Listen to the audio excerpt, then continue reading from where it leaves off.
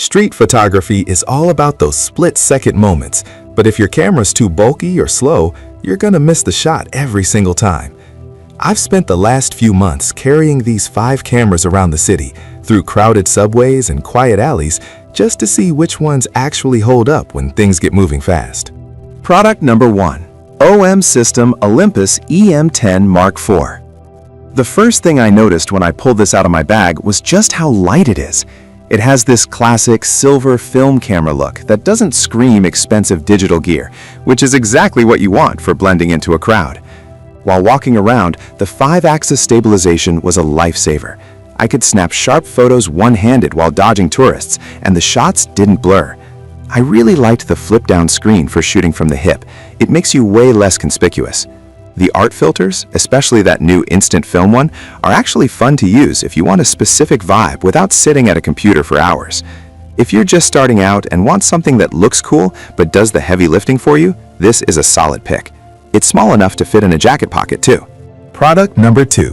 Sony Alpha A6400.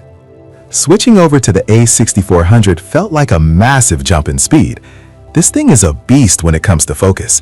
I tested the real-time IAF on a busy street corner, and it locked onto people's faces instantly, even as they walked toward me. I didn't have to hunt for focus once. The build feels a bit more techy and rugged than the Olympus, and the grip is deep enough that I never felt like I'd drop it. I shot some 4K video of the traffic, and the colors looked really natural right out of the box.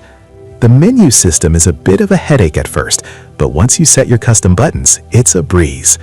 This is the one to get if you need a reliable workhorse that can handle fast-moving subjects and double as a high-end vlogging setup.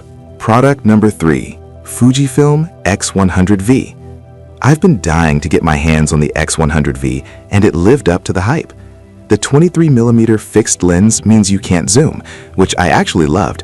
It forced me to move my feet and get closer to the action. The hybrid viewfinder is the coolest part. I could switch from a traditional optical view to a digital one with a tiny lever. It felt like I was shooting with a vintage Leica, but with the brain of a supercomputer.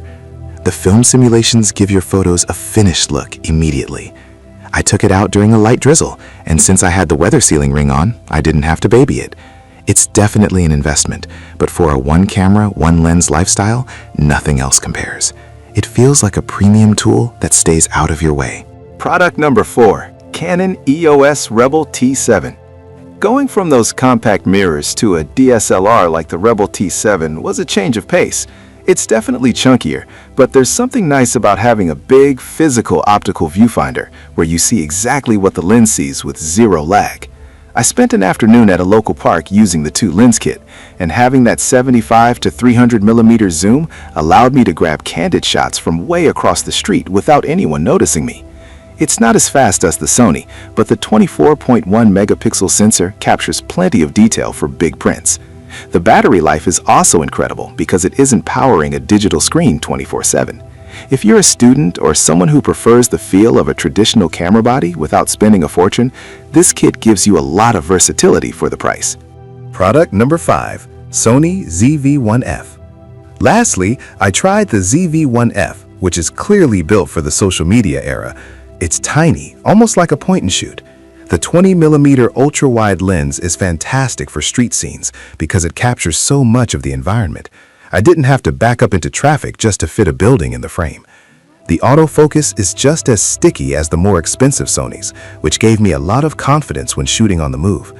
My favorite part was the 3-capsule mic. I recorded some street musicians, and the audio was surprisingly crisp even without an external microphone. It doesn't have a viewfinder, so you're strictly using the side flip screen, but for quick snapshots and vertical video for TikTok or Reels, it's incredibly convenient. It's the ultimate vlogger on the go camera. Outro. That's the breakdown of my time with these 5. Each one has a different vibe depending on how you like to shoot. Make sure you check the links in the description below to see the current prices and any deals running right now. Which one are you leaning toward? Let me know.